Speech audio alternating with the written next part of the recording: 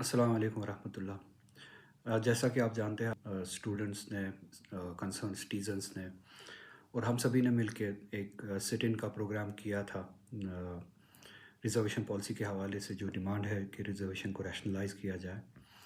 اور اس کے بعد آج آپ نے دیکھا ہوگا کل رات سے ہی اسٹوڈنٹس کو ڈیٹین کیا گیا، کسی بھی قانون کو بالائے طاق رکھ کے زیادتیاں کی گئی۔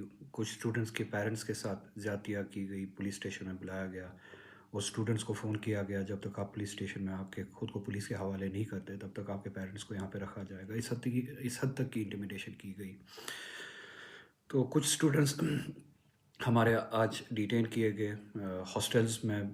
پولیس گئی، جو وارڈنس کو کہا گیا کہ سنڈے کو بھی اٹینڈنس کی جائے اسٹوڈنٹس کی، اسٹوڈنٹس کو وہاں پہ ایک ماحول بنا کے انٹیمیڈیٹ کیا گیا، بیرکس لگائے گئے، بیریکیڈس لگائے گئے، پولو ویو میں بیریکیڈس لگائے گئے، ایک ماحول بنایا گیا۔ اور اسی کے ساتھ ساتھ مجھے بھی